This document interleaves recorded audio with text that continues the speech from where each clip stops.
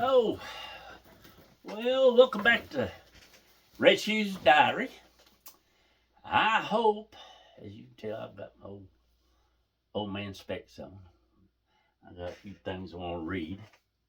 But I hope you've had a good week, last few weeks anyway. Uh, been a little lazy on posting, which that's part of it, I guess. Get sidetracked, get into other stuff. Sometimes you're just tired, which ain't no excuse, but still. And I hope that you are doing well. You've had a few good weeks, been fat and sassy, able to get up and go and do. Been doing a few chores, been around the family some, got to spend time with them. That's always awesome. I was talking a few weeks ago about my brother, which he passed away now. It's hard to believe some days, but 21 years ago, back in May 13th. And he's born in September 62.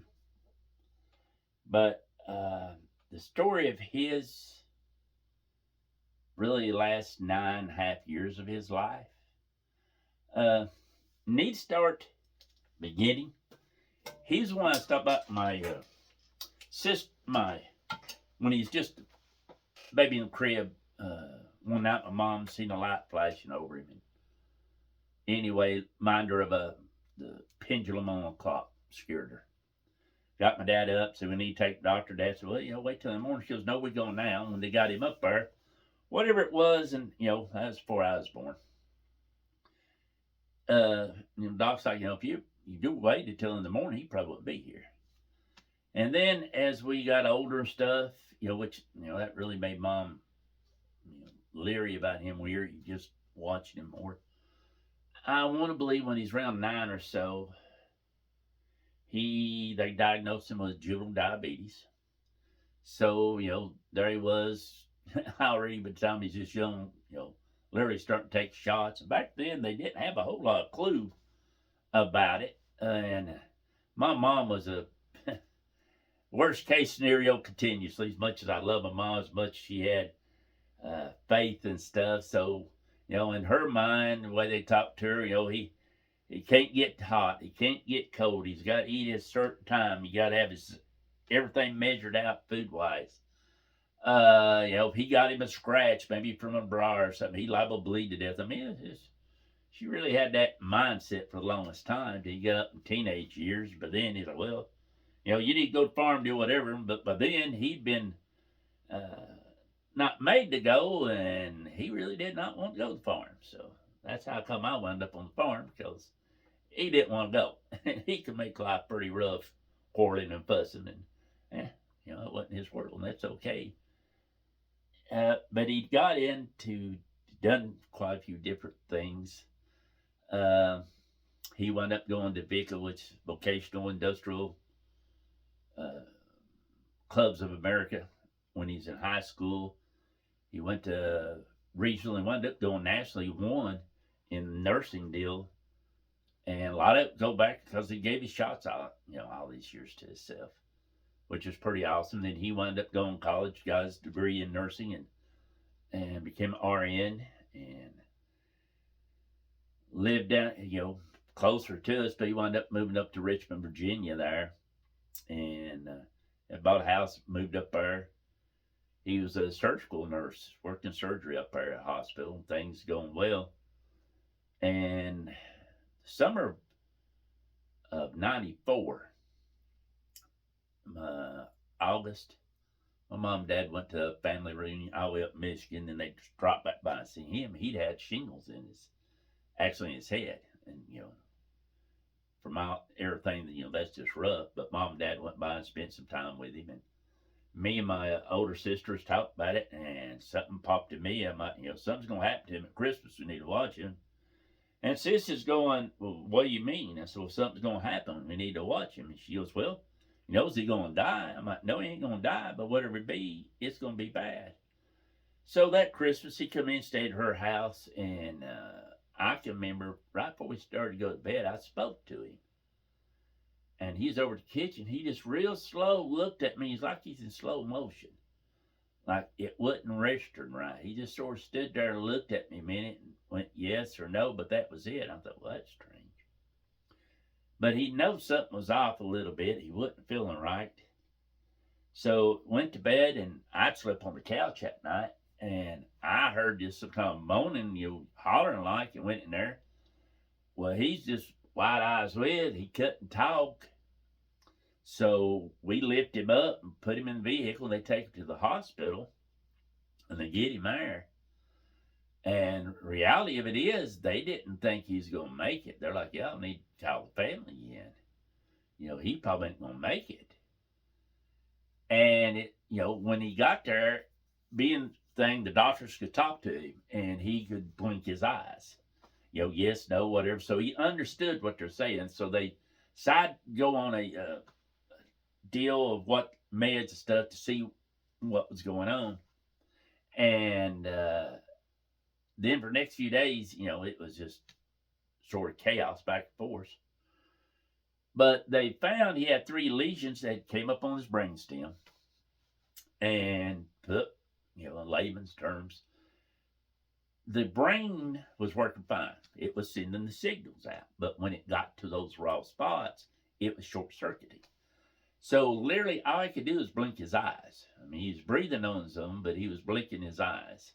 Yes, no. We wound up getting a board, had letters and different things on it. We'd point, to help spell out stuff.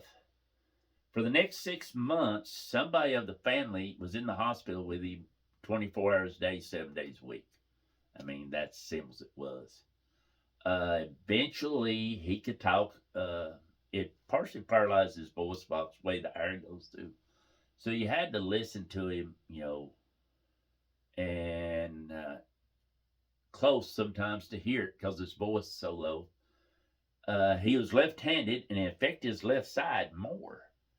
But he got to where he could throw a walk. He's in a Patricia Neal rehab, and they worked with him and stuff for a long time. He could walk some with a walker, and we got him an electric wheelchair and stuff. He could control it with his right hand, move around, but somebody of the family is continuously with him. And then at that time, my dad, the next year in '95, he went ahead, the company he's worked for, he went ahead and retired and went back to raising tobacco and stuff, farming, and got the money. He built on to my mom and dad's house, and when he built it on, he built a living room for my brother, then a bedroom for him. Then they had a large, all wheelchair accessible. Then they had a large bathroom he could roll in. With it, commode, they put a washer and dryer hook up there, but also had a roll-in shower unit. They got plastic wheelchair stuff for him to where you wash, roll him in, wash, clean. But, he could walk a little bit with a walker if somebody stood behind him and held him with his gait belt and stuff. And like I said, this started, he lived there with mom and dad stuff. And for the next 9.5 years, what it amounted to. And, he was transferred from wheelchair to bed to wheelchair. I mean, you had to raise him up, help slide him over, help him with his bath. He could sort of wash himself, feed himself, but, that was it. He's on a computer a lot, he got a computer and done different stuff so he can stay in contact with people he knew from up there all through his life. And like I said, mom and dad was there the whole time. And at that time, when that happened, when dad retired, he's 62, mom's 61. So, for the next 9 years, almost 10 years, they took care of him. And, we had people in and out help, at night. We done this exercise every night, stretched his legs, his arms. Because if they hadn't, if we'd put him in a nursing home, 6 months probably been it. Because he wouldn't got that personalized care exercise and stuff. I mean, that's just simple as it was. And like I said, this went on for all these years. And then in 2004 and stuff, I'll read it. He started having problems about being sick and different stuff. couldn't really get around different things. So this next part, I gave his eulogy at his funeral. A lot of this is written down because once he wound up getting sick, was in the hospital, things going on. There was a neighbor man and woman beside my mom and dad, preacher and stuff. They came down and prayed over him because he's talked about all this stuff. You'll understand in a second. And they're like, when he finally comes to his mind, you need to listen to him. Write down what he says. He's on a spiritual journey. We don't understand, but whatever's going on with him right now, you need to write this down. So, with this being said, like I said, I'll read this. This is written down from my sister and stuff. Things we know about, seeing and stuff. But,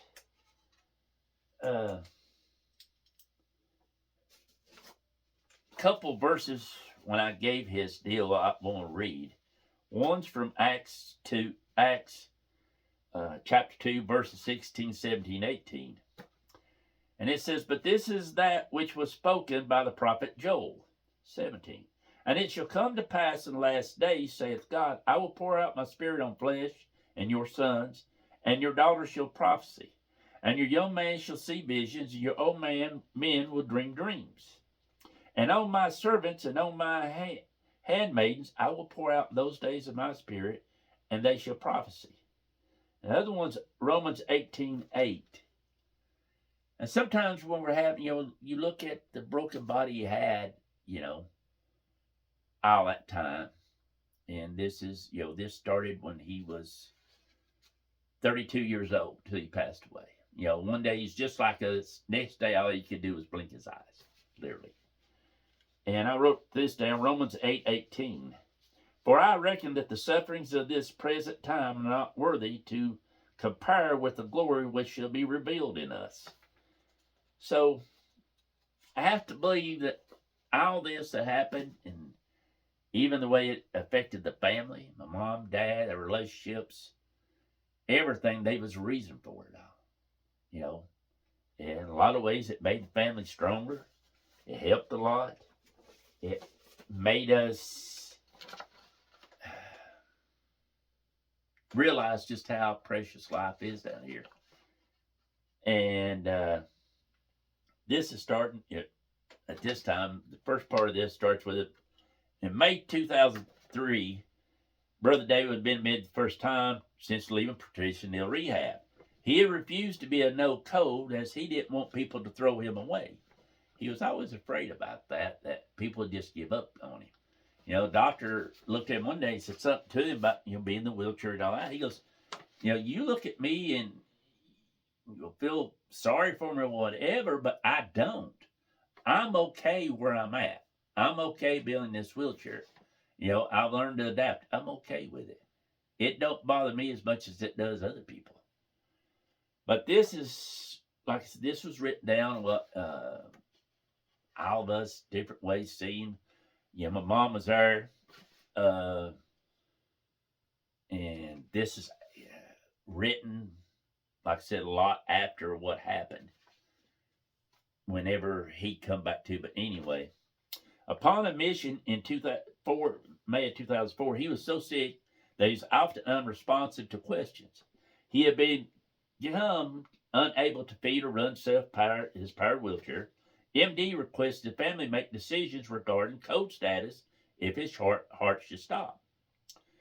And so the MD made this phone call to me, which was my sister, while standing at David's bedside. When I arrived at the hospital, David said I wasn't ready to hear that, and I'm not ready to go.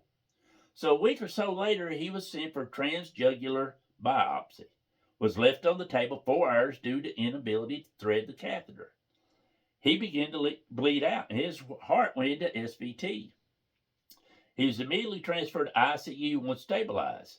Next morning, he had bruises everywhere, huge sacral decubititis. Anyway, where they left him on the table for so long. The most obvious change was that he was hallucinating, something he never done. He had always been cognitively intact, even when the first sick and could only blink his eyes. So for 2 days, he saw things and talked to people and none of us could see. He pleaded Mother to hold his hand and pray for him as he could see demons. He stated his bed was on fire and that there was knives under him. He asked Sister Ramona to get him out of the darkness and into the light. And she literally moved his bed all over, trying to, move him around the room, move the bed around. He would tell the demons they couldn't have him and he was a child of God. At that point, my mother was beginning to worry that he's going to die and go to hell. The next day, he would constantly look around, talk to whom or whatever he saw. He asked me if I could see the ladder behind him. He asked if I could see the angels.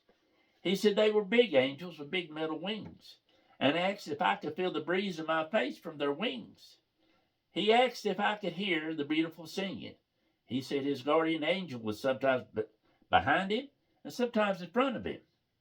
He said he wanted his bed moved out on the porch into the light. He kept telling Mother she had lost him. And this is when the preacher and his wife had come down and prayed over him. And that's when he told us, when he comes to, he's in a spiritual journey. You need to write this down. So on the third day, he was clear as a bell, asking what had happened. I told him I thought he'd been hallucinating from the meds he'd received while in ICU. Well, later, Mom called and said, you better get over here. He needs to tell you something. Someone what he saw. David said during those 2 days, you thought I was hallucinating. I was really in the spirit. Some people say they've been through hell on earth, but I have been to hell and back. I asked why he had to go to hell. And he said, as a testimony, hell is a real place and it does exist. Said the Lord said, I am to tell you to love one another and give so that he could bless you back twofold. He said the body is dead, but the soul lives forever. He said he also told him things that he could not divulge. He took him through a cave to heaven. He saw our mama's grave. That is my mother's mom. Sitting on a grassy bank. She's wearing a blue and white dress. He said he could feel everything. He could smell the flowers. And I asked him, could you run? He goes, oh, yes, I could run. And you got to understand, he'd been in a wheelchair for the last 9.5 years. He said the singing was awesome.